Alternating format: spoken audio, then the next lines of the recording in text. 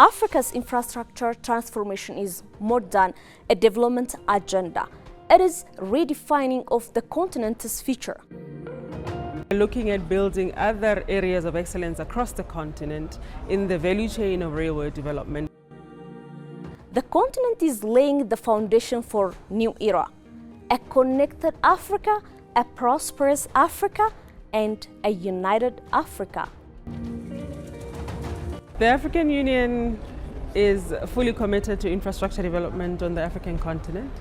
The major priority is to have infrastructure that connects various countries and various member states. The Africa we want. Greetings, Africa.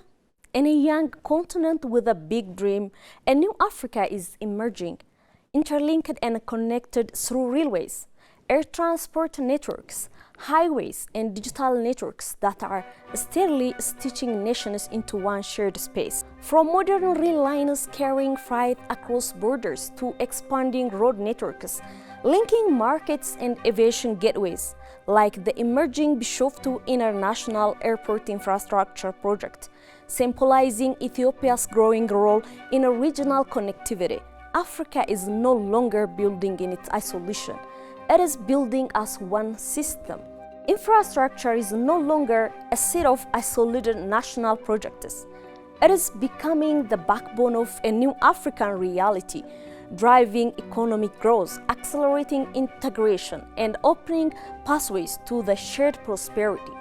Across the continent, a quiet infrastructure revolution is unfolding, with the large-scale projects, some inspired by global partnerships and infrastructure model like expanding rail and road development, initiatives reshaping how Africa moves, trade and connects. At the center of this transformation is the African Union, guided by its long-term vision, Agenda 2063, a bold blueprint for a connected, self-reliant and globally competitive Africa.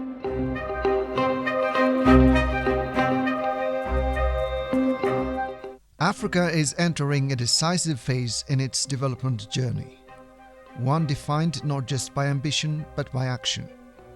Across the continent, infrastructure is no longer viewed as a collection of isolated projects. It is the foundation of economic transformation, the driver of regional integration, and the pathway to shared prosperity. At the center of this vision is the African Union, guided by its long-term blueprint, Agenda 2063. This vision imagines a continent that's connected, self-reliant, and globally competitive. Today, that vision is moving from aspiration to reality. PIDA, the backbone of Africa's infrastructure vision. At the heart of Africa's infrastructure transformation lies the Programme for Infrastructure Development in Africa, widely known as PIDA. Now in its second phase, PIDA PAP2, the program identifies 69 priority cross-border projects spanning energy, transport, information and communications technology, and water. These projects are not standalone investments. They are strategic links designed to integrate African economies into a single, interconnected system. PIDA, and under PIDA we have now PIDA PAP2, the second version or second iteration of PIDA. We now have 69 priority cross-border projects spanning energy, transport, ICT and water, and that will remain, PIDA will remain our priority and our anchor for what we are doing. And in the energy sector, we are looking at really ramping up our single African electricity market. And in the aviation sector, we are looking at really advancing our single aviation market, our SATA.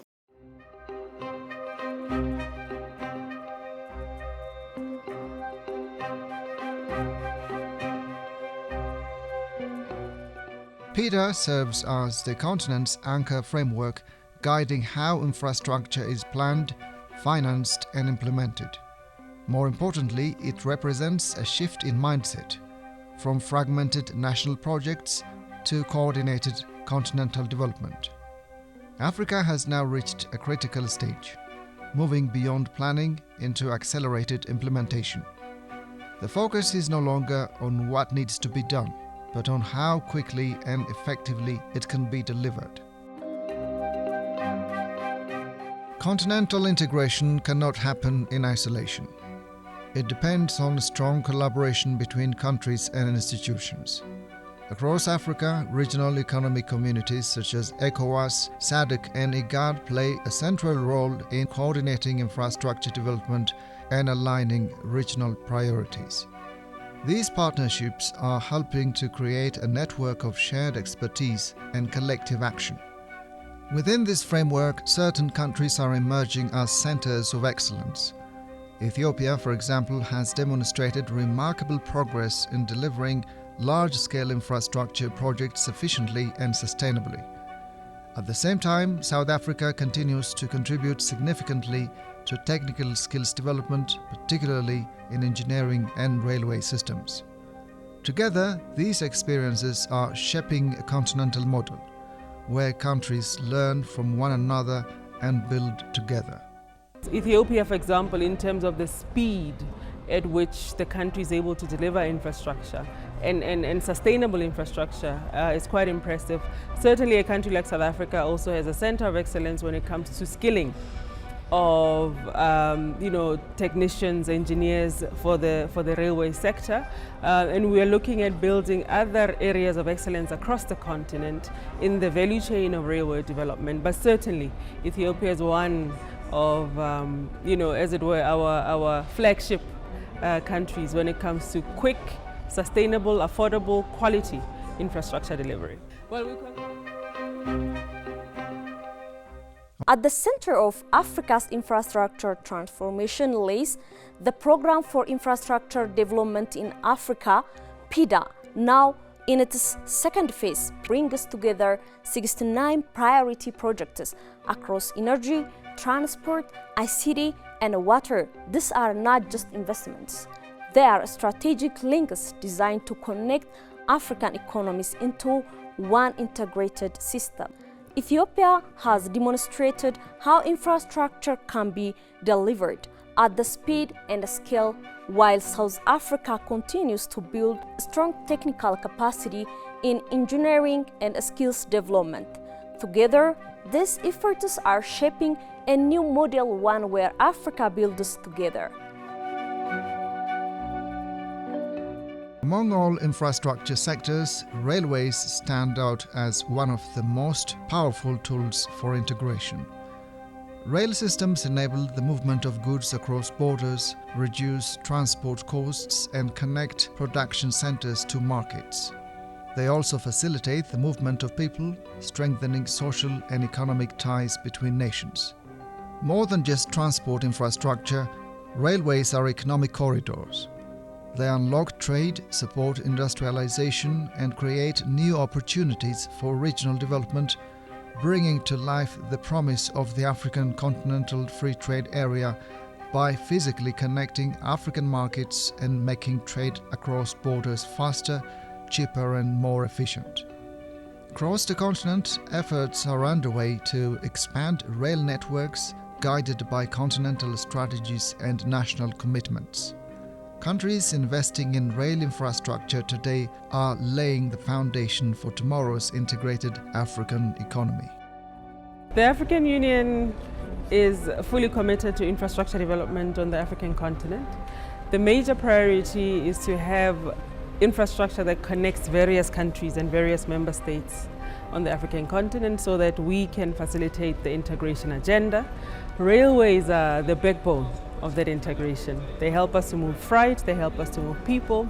So we're quite committed to ensuring that member states such as Ethiopia, with their railway ambitions, are fully supported and are enabled to connect neighboring countries for that integration effort. We have a continental railway strategy that we are rolling out with various countries, and Ethiopia is one of our centers of excellence when it comes to accelerated implementation of the strategy and making sure that railway is developed and skills are also developed.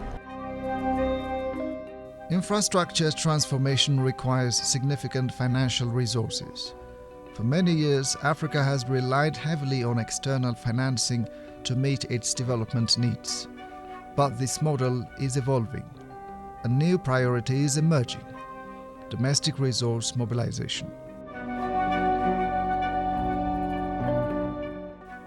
Africa is increasingly looking inward, recognizing the importance of financing its own development. The continent holds an estimated $4.6 trillion in domestic capital, largely in pension funds, insurance systems, and sovereign wealth funds. Yet, much of this capital remains underutilized in infrastructure investment. The challenge is not lack of resources, but the ability to mobilize and channel them effectively. The domestic resource mobilization agenda is quite critical, not just for the year 2026, but really and beyond. And how do we begin to tap into domestic finances that we now know for a fact about $4.6 trillion that is on the continent, that has been based on research, has been confirmed, but it's just not deployed in the real economy, right? It's sitting in rather low risk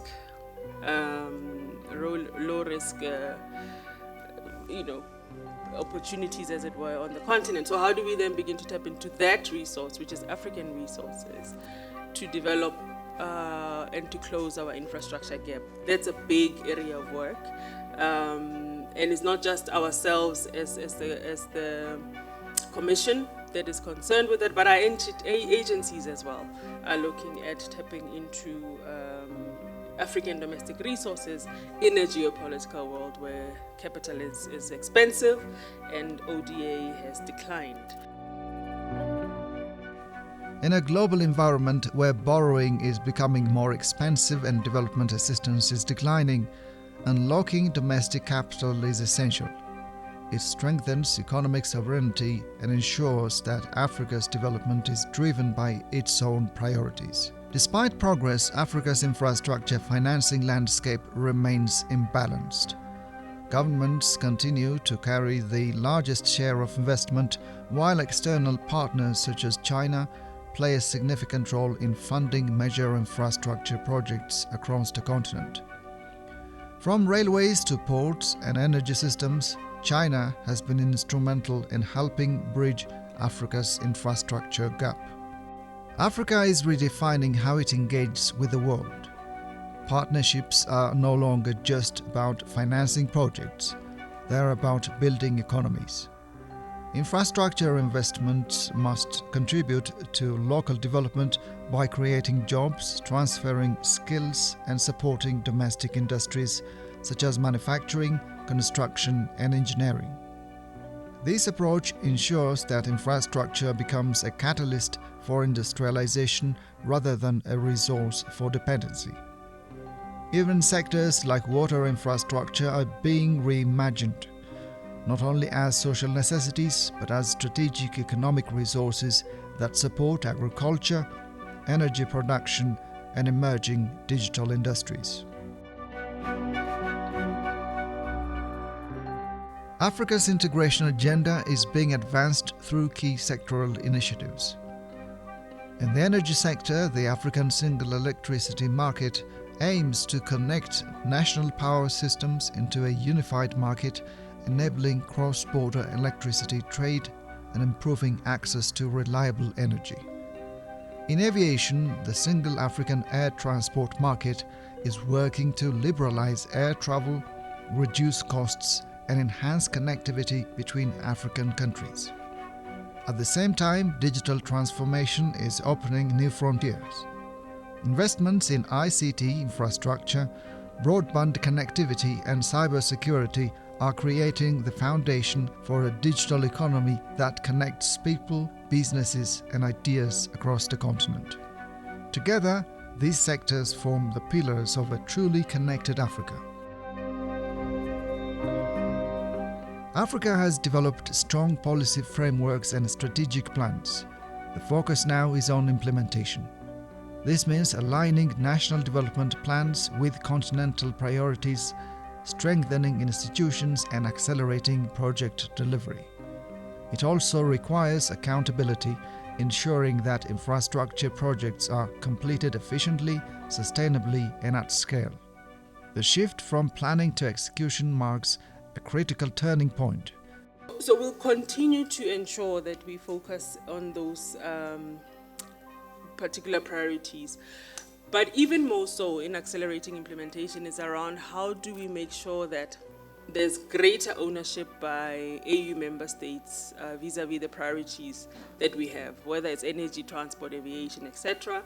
So how do we then work much more strongly or intensely with our member states so that national development plans directly reflects the priority projects that we have. We are now at the point of accelerated implementation. We do need to close the infrastructure deficit on the continent, and we do need to mobilize resources. The success of Africa's development agenda will depend on its ability to translate vision into tangible results on the ground. Africa's infrastructure transformation is more than a development agenda.